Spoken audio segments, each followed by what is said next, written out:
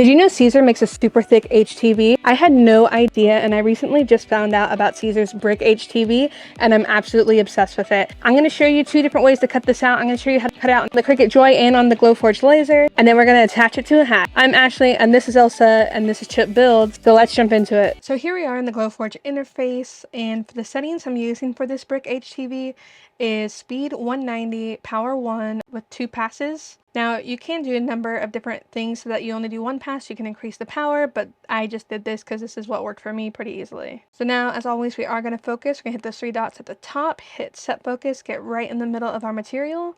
I'm just using magnets to hold this down. You can use hold down pins or like anything else really. So once it focuses, it will show us the proper image of the bed. And then now we're ready to cut out our design. Now I'm not quite sure if the smaller letters are gonna really make it in this, just because this is the first time I've used a brick HTV, so I'm not sure how small of detail you can actually go.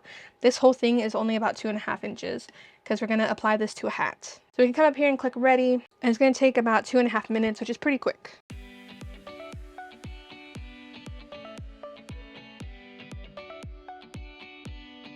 So now we're going to cut out this brick vinyl on our Cricut Joy. I'm just going to load this onto the mat here. I'm going to put it carrier side down, and then we can get this ready to go. So now let's jump into Cricut Design Space. So I'm going to open up Cricut Design Space, and then I'm going to go over to my projects. I'm going to click my project that I made for my logo hat, and I am going to customize it because I do want to do a test cut. So I'm going to click my actual logo, and I'm going to hide this. So I'm going to come down here at the bottom, and I'm going to hit layers, and then I can hide this and click the X, and then now we have this. Now we have my test cut ready, so I'm going to click make it. I'm going to put mirror on because this is iron on, but it doesn't really matter for this part because we're just doing a little test. Hit close, and now what I'm going to do, and I'll click next, and so we can select the Cricut Joy. And it'll take a second to connect.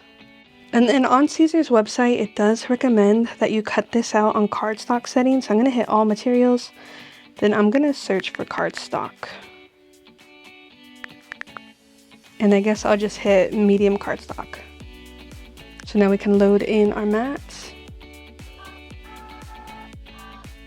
And then we can hit go.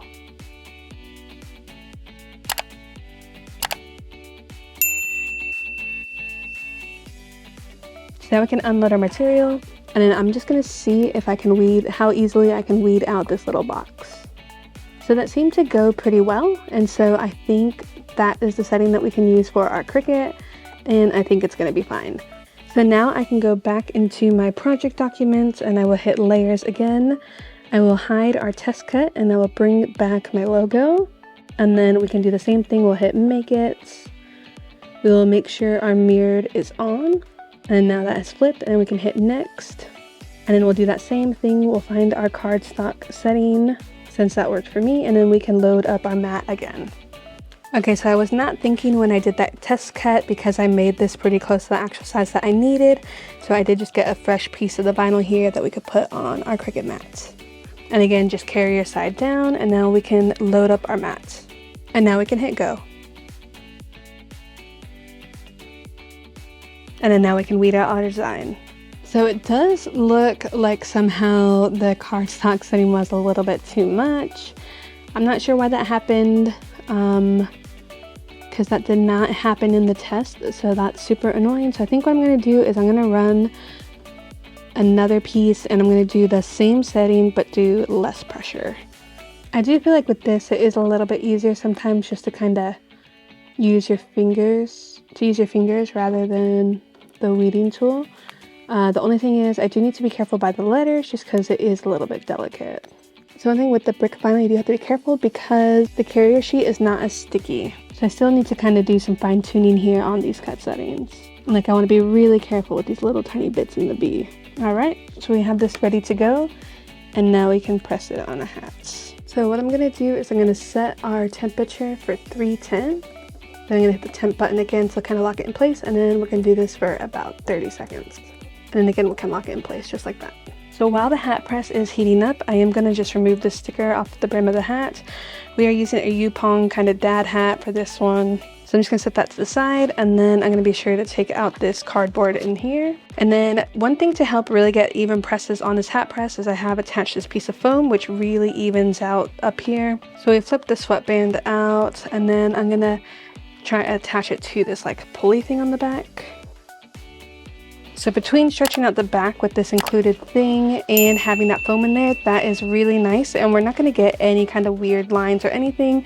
But it's still heating up, but I just want to give it kind of a quick little test here, and that looks pretty good to me. So we do want to do a little pre-press to the hat just to get rid of any surface moisture.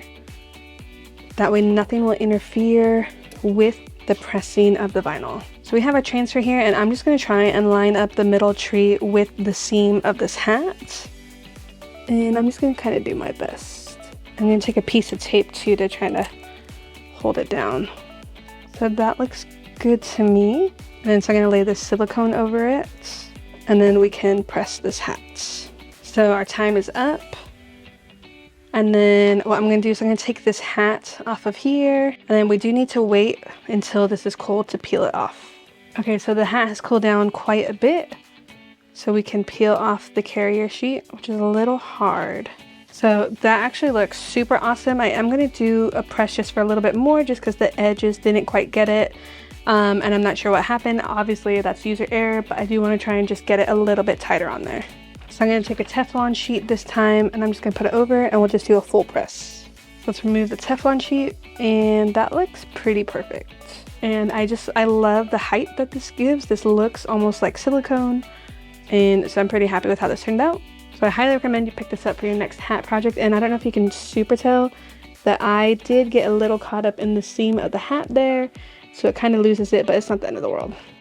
Well guys, thank you so much for watching this video. I hope you learned something new today. Let me know down below if you have any questions or comments, or if you're going to use the Siser HTV brick in any of your future projects. Thank you so much for watching this video, and I hope to catch you on the next one. So thanks for watching. Bye.